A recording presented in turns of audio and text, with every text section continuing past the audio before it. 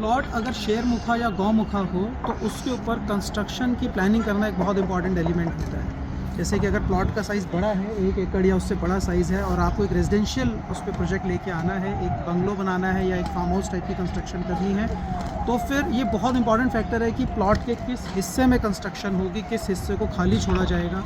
और इसकी एक एक्सेस पॉइंट्स बहुत इंपॉर्टेंट होते हैं। जैसे इस प्रोजेक्ट में ये एक एक्सेस रोड है जो एक काइंड ऑफ टी पॉइंट का इफेक्ट दे सकती है, और इस टी पॉइंट को मैनेज करना बहुत ज़रूरी है, क्योंकि सदर्न साइड से आ रहा है, दक्षिण दिशा का है, जो वास्तुशास्त्र के हिसाब से नेगेटिव होता है, अच्छा नहीं होता है। इन जनरल ज़्यादा करके लोगों के लिए अच्छा नहीं होता है। बहुत सिलेक्टेड कुछ लोग हैं जिनके हॉरोस्कोप में नंबर 9 की जो स्ट्रेंथ है वो अच्छी हो, या फिर कुछ उसके लिए बैलेंसिंग फैक्टर्स अवेलेबल हो न्यूमरो वास्तु एनालिसिस में, तो उनके लिए टी पॉइंट लिया जा सकता है। जैसे इस प्रोजेक्ट के लिए हमने इसको अप्रूव कर दिया है, और इसके ऊपर जब कंस्ट्रक्शन की प्लानिंग करनी है तो वेस्टर्न पार्ट में ले सकते हैं, सदर्न पार्ट में ले सकते हैं, या फिर नॉर्थ वेस्टर्न पार्ट में भी कंस्ट्रक्शन आ सकती है।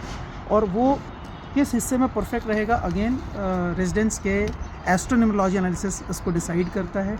लेकिन जो भी केस होगा उसमें इंपॉर्टेंट है कि स्लोप्स की लोकेशन, पाथवेज की लोकेशन, जो एक्सेस पॉइंट है उनकी लोकेशन, और एंट्री पॉइंट्स उसके बहुत इंपॉर्टेंट फैक्टर्स होते हैं। फिर सॉइल की क्वालिटी, जो ज़मीन है वो उसमें कितनी स्ट्रेंथ है, ये फैक्टर्स मिलकर डिसाइड करते हैं कि उस प्रोजेक्ट को कैसे आपको हैंडल करना है।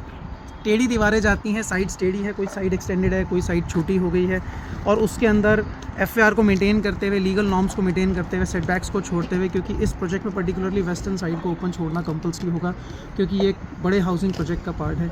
तो इसलिए इस तरह के प्लॉट्स में आपको इन सारे फैक्टर्स को ध्यान में रखते हुए फाइनल डिज़ाइन तैयार करना चाहिए।